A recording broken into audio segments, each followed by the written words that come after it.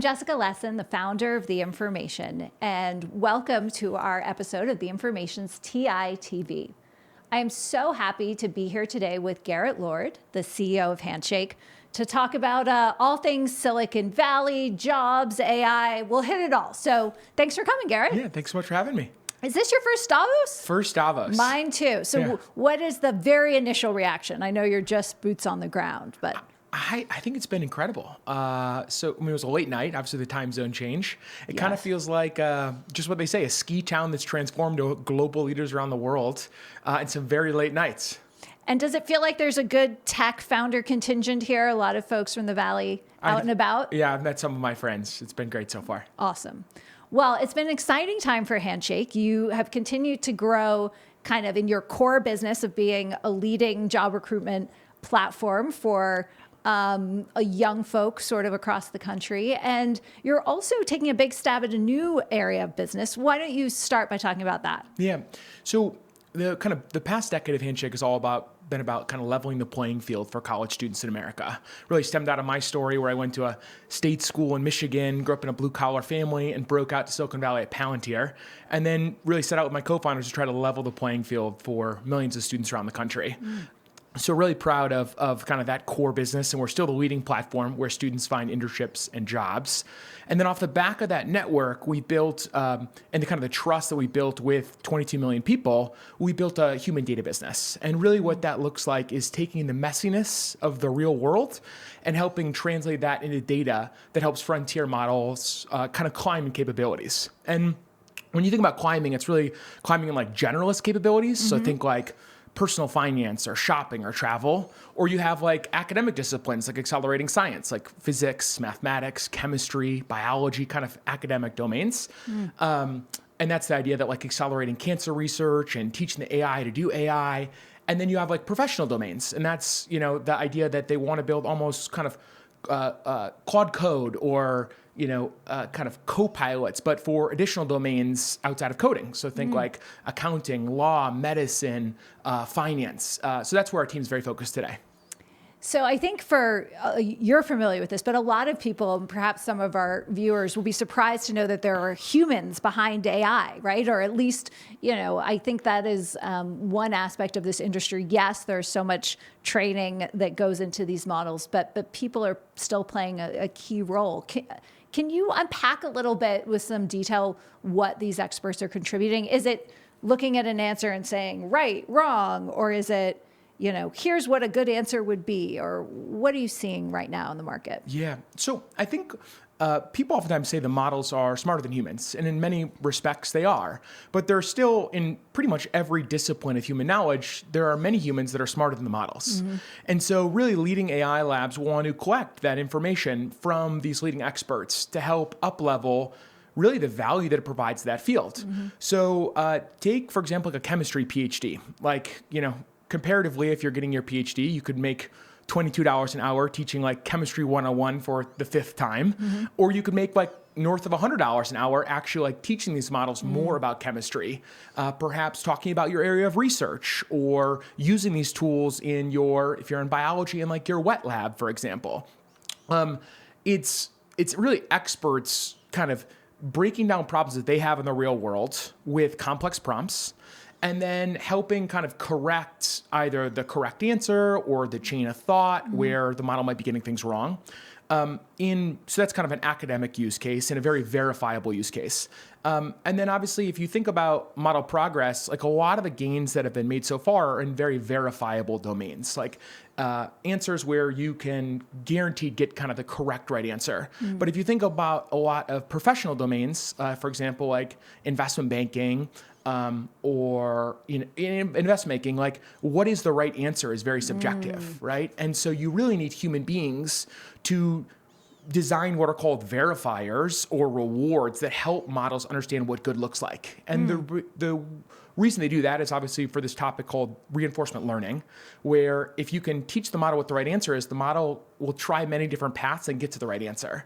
And so Luckily, I think for humans, like a lot of the world is still very unverifiable. Like maybe you as the editor and CEO of the information, like what is a good article is very subjective and it depends on human expertise. And so that's what we're very good at doing is hiring tens of thousands of the most qualified people in every discipline and domain, and then bringing them into a very structured environment, teaching them about AI, how to break the models, and how to design data that helps the frontier climb. So as you're pushing into this area, others are too. Scale got a number of big headlines when its founder decamped to Meta, but is still a business that operates in this space. What do you see in terms of competition and how can Handshake compete? So obviously, we have many amazing competitors in the space. And kudos to the entire, many of our competitors that operate today. Where we really see our lane is in this kind of decade of institutional trust that we've built with 22 million people. And so we're able to, our core business was recruiting, building trust, acquiring people, helping them find jobs, helping them learn information for jobs. And so on top of this kind of decade of trust, across 1,600 universities in the country, we've really been able to leverage that to turn around more quickly than our competition. The labs, I think at its core, they care about three things. They care about like the speed of which you can turn around. They care about the quality of the data. Really, quality is paramount. Like if you're really powering the data that's helping models hill climb. So quality matters a ton. Speed, quality, and then volume. The ability to get to heavy volumes. They don't care about cost. They do care about cost. Okay, you just left that one out, but Cost, I think, is a good fourth one. Yeah. Okay. And our network really provides us like this incredible strategic advantage of being able to turn around more quickly, get to high volumes than our competition. And that's why, in 8 months, we've climbed up, high hundreds of millions of dollars of revenue. And the business, it feels like we're in early innings of what it could become. So just one more click on AI and then I want to broaden out. Obviously, this is all happening within large language models, which have been the kind of du jour technology. And there's a little bit of conversation now about whether they're plateauing or not in terms of adoption or ringing gains, but just sort of pure intelligence. And wandering the halls here yesterday, I ran into someone who was bending my ear off, not about world models, but Earth models. So I'm like, okay, I have to remember all of these. But what do you talk to all these labs, like what do you think the future of LLMs are and how are they going to stay, kind of seeing those big gains, or will they continue to see the same leaps we've seen maybe over the past 24 months? Yeah. I think one of my favorite parts about my job is I was an engineer and I get to talk to researchers at the top labs, and I find that just really intellectually stimulating, and hearing these futurists talk about where it's going. And I have a ton of progress on the current paradigms. And this is, really just driven by our customers' confidence in the future. If you think about like LLMs, it's really, you have compute, you have algorithms, and then you have data. And I think on the compute side, compute scaling in a huge way. Algorithms, you continue to have a ton of algorithmic process. And I think in the data side, which is really our business, like we're in a world where like the entire internet's basically been scraped. Like Andre Karpathy talks about, kind of like exhausting the fossil fuel of what's already been on the internet. And there is just still so much intelligence and human knowledge that's still out there, but it isn't in like some Reddit form with like a million posts that AI can learn from. And so on the data side, if we can continue to kind of translate the frontier human knowledge into data that helps models climb, I think as compute scales and algorithm scales, models will continue to get better. And I really dream of a world where like, each one of our employees at Handshake is like immensely more productive at work and able to spend their time doing the things that they want to be doing and less time like figuring out how to build like a Looker dashboard for 6 hours. Yeah. Right? Okay. No more dashboards. I love it. Let's talk about I was going to say legacy business, but I can't call a company like Handshake legacy. It's like when people call the information legacy media. But given your huge network on college campuses, there's a lot of questions now about what jobs are available to early career employees. How is AI going to change that? There have been some headlines about, big companies not hiring the same volume of employees that they used to at the early stages. But what are you seeing? Yeah, I think it's important to recognize there's a lot of fear and uncertainty for college students. It's a pretty scary time to be graduating. And we see that in our data. And I really the business I want to build and we're really driving to at Handshake is like a world where people have incredible jobs in the future, right? Like we exist to help people kind of break through college to career. And that's the core part of our business. And so I think like the jobs are changing. Like last night I was at an event with the Cognizant CEO who said that they're hiring their largest ever like early talent recruiting class, 25,000 people, which I was shocked by. Wow. And the way that he was talking about is the way that I think a lot of, and obviously you have kind of two sides of the equation here, but a way that a lot of CEOs are talking about it, which is, if you look at Aaron Levy at Box, for example, like they believe that this generation, and I think it's just true, like, they're using AI every single day. They're using AI with their homework. They're using AI with their friends. Like they're just, the ability to write complex prompts, spot hallucinations, understand how to manage agents. Like it just far exceeds what like the older part of the workforce is able to do. And so I really believe that in a world where AI continues to drive this immense productivity, young people are best positioned to like harness this. It used to be like you had like Google search as like a skill on your resume. Oh, right. And not too long ago, right? Yeah. And so I think like I really am a believer that we want to help students understand how to use these tools and then help them tell that story to employers around how they can drive productivity. That makes a lot of sense because companies are also looking for these like AI champions internally, right? I mean, the big theme that we've been covering is just there's a lot of interest in AI, but there's not necessarily a lot of engagement inside corporate America yet. And so, piping in someone who, is just totally AI native, it could be a real catalyst within companies. But at the same time, if you're facing cost pressures or just uncertainty, I think a lot of companies and employers don't know where they're going to want to grow or exactly what skill sets they're going to want. Totally. So why is there other reasons it's tough out there? I do not have college age students in my life, so I'm not tapped into their psyche, but what else is going on? Yeah, I think a lot of what we spend time talking to students about is how to translate what they're doing in class to something that employers know how to value. Right. And so you take like a job like social media marketing, like at a company like Handshake, this used to be a job where like we had an analytics person, we had a person like buy social media channel, we had like a creative team. It's now kind of getting to a world where the models are good enough where like you can upload all the analytics and it will build an incredible deck and report for you. It will build the creative and copy for you. Yep. It will translate that across formats between different channels.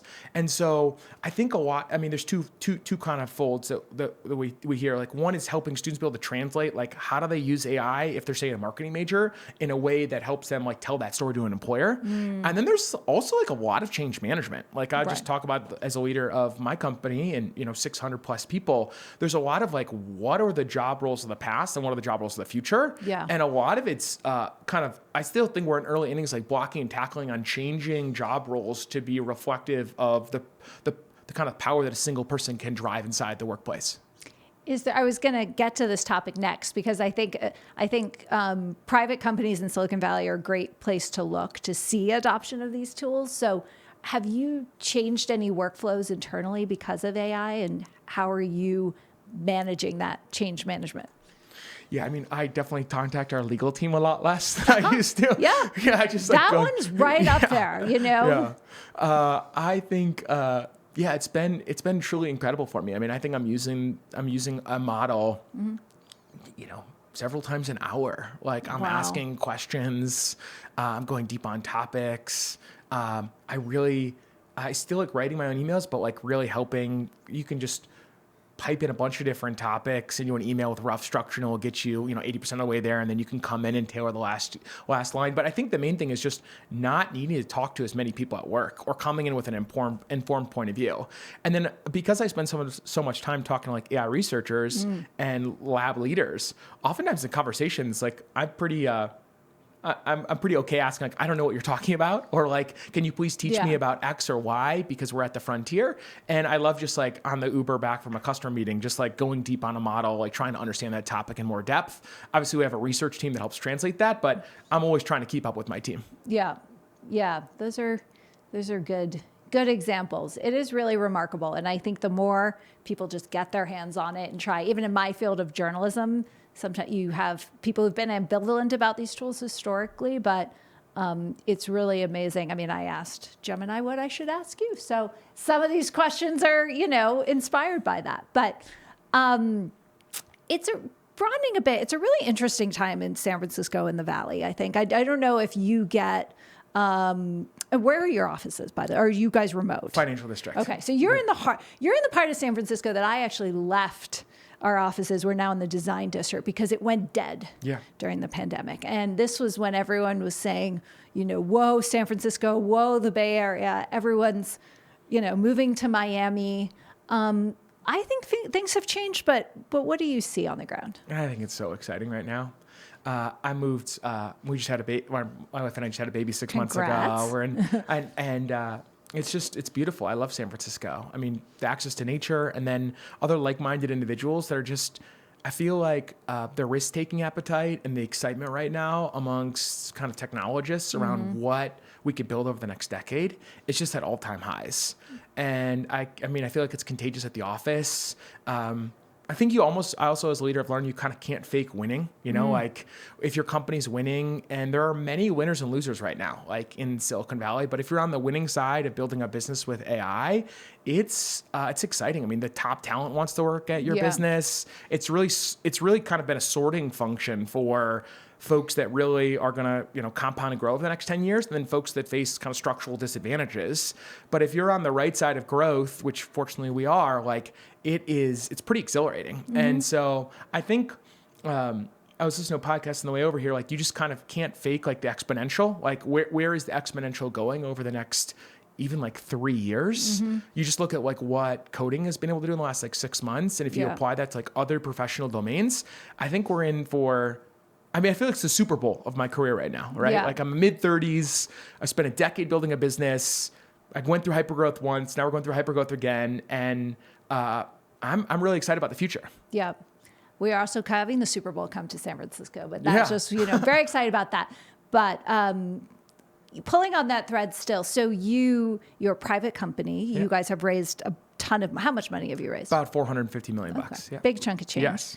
How do you look at the sort of financing markets at the moment? Do you feel like there's more opportunity to stay private, continue to tap those markets? We're seeing that drumbeat of IPOs and the window maybe open a little bit. Where do you want to position Handshake in that? So I think it's, again, kind of back to the point I make it, there's like big winners and big losers right now. Like I think the financing market is, I mean, Handshake AI has gone from zero at the beginning of last year to high hundreds of millions of dollars of ARR, and I think we'll eclipse $1 billion of, Wow. things are going incredibly quickly on the Handshake AI side of the house, and then our core business is now profitable and growing. So, I think for a while there we were on the wrong side of financing, right? Like because it was a slower growing business. It was a slower growing business, still like amazing kind of compounding advantages, but like we weren't this like AI native platform 18 months ago. Yep. And now our business, the majority of growth coming from the AI side of the house. So we've now kind of fallen very much in favor with growth stage investors. And then I think about like our business is, I think there are advantages to being a public company and there are advantages to being a private company. I think disproportionately, like we're looking at being like a public company in the future, and think that, our brand we're trying to build is like kind of the adults and the, inside of our industry, somebody that's very independent, somebody that like respects kind of fellows and is taking a long-term point of view, and who's, seen as kind of an independent, private, consultative partner to the top labs. And I think there are advantages of being a public company and doing so. And then, that's kind of how I think about it. Awesome. Any timelines, or you're not there yet? Not there yet. Okay. Yeah. And before we wrap, because I will let you go about I know you're probably in one-on-ones. Everyone's got one-on-ones here at Davos. Yeah. I've learned there's meetings upon meetings upon meetings. I'm starting to get meeting requests for like 6:45 in the morning. Yeah. I think that might be a little bit early with the late night schedule. Yeah. But what you've done is, and you say, high hundreds of millions in ARR off the new side of the business. I can think of many software companies out there, many businesses out there that want that native AI story. For exactly the reasons you described. Sort of what advice do you have about embarking on trying to build that?